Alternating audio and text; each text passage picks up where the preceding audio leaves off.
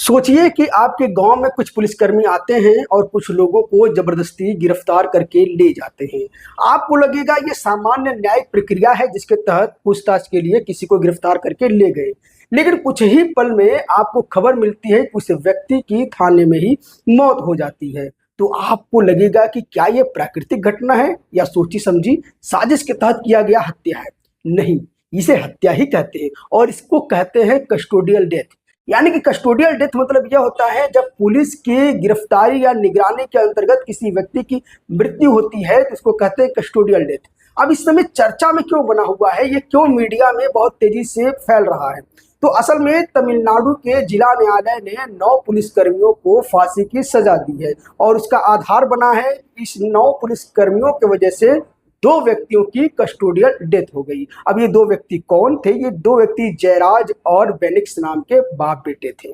अब पूरा मामला क्या है, पूरे मामले को हम विस्तार से समझेंगे। ये मामला है 19 जून 2020 का, जब पूरे देश में कोरोना की महामारी फैली हुई थी, लॉकडाउन चल रहे थे और लॉकडाउन को लागू करने के लिए भारत सरकार तेजी से नियमों को कठोरता से लागू कर रहा था। और ऐसे में जो जयराज थे वो बेनिक्स थे, जो मोबाइल की शॉप चलाते थे, काफी मध्यम और गरीब परिवार से थे। यानी कि उनके जीवन का आधार सिर्फ वो मोबाइल की दुकान ही थी। तो वो 5 मिनट देरी से दुकान बंद करते हैं, यानी कि प्रशासन के नजर में उन्होंने लॉकडाउन के नियमों को तोड़ा था। और इसी नाराजगी के लेकर 9 पुलिसकर्मियों ने उन बाप बेटों को गिरफ्तार करते हैं और पुलिस जो है अपनी वही पुरानी रवैये से, बेरहमी से उनको क्रूरता के साथ थाने में मारती है और इस हद तक मारती है कि बाप बेटे का थाने में ही उसकी हत्या हो जाती है, मृत्यु हो जाती है।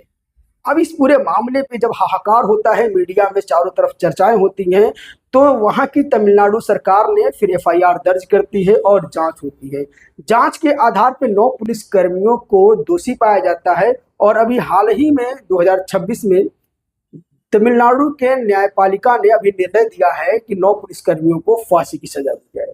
अब इस पूरे घटना में हमने तो ये पता कर लिया कि यदि कोई व्यक्ति कितना भी पावरफुल हो, कितना भी शक्तिशाली हो या किसी भी पद पे बैठा हो, क्यों न वो वर्दी धारक ही हो, वो कानून से बड़ा नहीं हो सकता है। और जब रक्षक ही भक्षक बन जाए तो शासन व्यवस्थाएं चरमरा जाती। तो इस पूरे घटना की, इस पूरे निर्णय की हम समीक्षा करेंगे कि क्या यह निर्णय समाज में कोई परिवर्तन लाएगा और यह समाज में कोई संदेश दिया है। तो सबसे पहले अगर हम बात करेंगे इसके सकारात्मक पक्ष की, तो सकारात्मक पक्ष यही है कि लोगों का न्यायपालिका में विश्वास बढ़ेगा, प्रशासन में डर बनेगा, पुलिसकर्मियों में डर बनेगा और कोई भी व्यक्ति खुद को संविधान और कानून के ऊपर नहीं समझेगा। और अगर इसी की तरफ नकारात्मक पहलू में जाएं तो ये घटना जो सार्वजनिक रूप से हर एक व्यक्ति के जुबान पे है, कहीं न कहीं पुलिसकर्मियों के प्रति लोगों के मन में द्वेष या अविश्वास की भावना पैदा कर देगा। लोग पुलिस को रक्षक नहीं बल्कि भक्षक समझेंगे और पुलिस से लोग डरेंगे।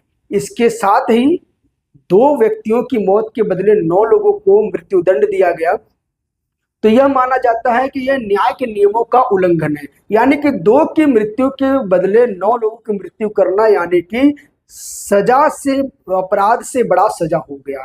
तो ये 2 पहलुओं को हम समझ लिए, आलोचकों ने और समर्थकों ने अपने अपने व्यू दिए हैं। लेकिन अगर हम ये जानेंगे कि अगर बाई दफे आपके साथ गांव में, सोसाइटी में किसी को गिरफ्तार करके ले जाए और आपको आधार ना पता हो, तो आप इस पे क्या कार्रवाई करेंगे। अक्सर आप देखते हैं कि कोई व्यक्ति जो अपराधी होता है वो भागा होता है, तो उसके परिवार वाले को, रिश्तेदारों को पुलिस थाने में जबरदस्ती बुला लेते हैं, बैठा लेते हैं या फिर उनको टॉर्चर करते हैं। तो आपके पास भी तो ये विकल्प होना चाहिए कि ये क्या किया जाए।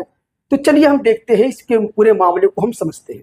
तो देखिए, यदि किसी व्यक्ति को गिरफ्तार किया जाता है, पुलिसकर्मी गिरफ्तार करने आती है, तो आप सबसे पहले उसका कारण पूछेंगे कि आपको क्यों गिरफ्तार किया गया है और उसके बाद उनका नेम आईडी आप चेक करेंगे कि क्या वो पुलिसकर्मी सही है या नहीं। उसके बाद आपको यह अधिकार है कि 24 घंटे के अंदर आपको मजिस्ट्रेट के सामने प्रस्तुत किया जाए। और उसके साथ सबसे मुख्य इंपॉर्टेंट है कि जब भी आपकी गिरफ्तारी की जाए तो आप अपनी गिरफ्तारी मेमो बनवाएं। यानी कि गिरफ्तारी मेमो में यह साफ साफ लिखा रहता है कि आपको गिरफ्तार क्यों किया जा रहा है, किन धाराओं में गिरफ्तार किया जा रहा है, गिरफ्तारी का कारण क्या है, गिरफ्तारी का समय क्या है और किसके सामने गिरफ्तार किया गया, यानी कि गवाहों का हस्ताक्षर होता है।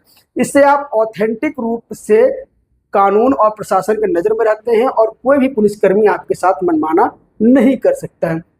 इसके अलावा अगर आपको लगता है, संदेह होता है कि वो पुलिसकर्मी फर्जी हैं या गलत तरीके से आपको प्रताड़ित कर रहे हैं, तो आप अपने नज़दीकी एसएसपी को तुरंत कंप्लेन कर सकते हैं। यदि एसएसपी भी आपकी बात नहीं मान रहे हैं तो आप मजिस्ट्रेट के पास कंप्लेन कर सकते हैं। यदि मजिस्ट्रेट भी आपकी बात नहीं सुनवाई कर रहे हैं तो आप आर्टिकल 32 और आर्टिकल 256 के तहत आप हाई कोर्ट और सुप्रीम कोर्ट में हैबस कॉर्पस के तहत रिट जारी करवा सकते हैं। इसके जारी होते ही पुलिसकर्मियों को आपके परिवार या अपराधी को न्यायपालिका के सामने प्रस्तुत करना अनिवार्य होता है।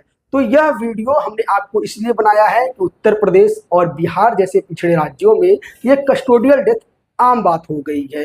अक्सर यहाँ पे राजनीति चरम स्तर पे होती है और जब से राजनीति का अपराधीकरण हुआ है तब से कुछ पुलिसकर्मी कुछ पैसे के लालच में अपराधियों का साथ देते हैं और ईमानदार और सज्जन व्यक्तियों को परेशान करते हैं, टार्चर करते हैं, जिससे कस्टोडियल डेथ जैसी घटनाएं उत्तर प्रदेश और बिहार में आम हो गई है।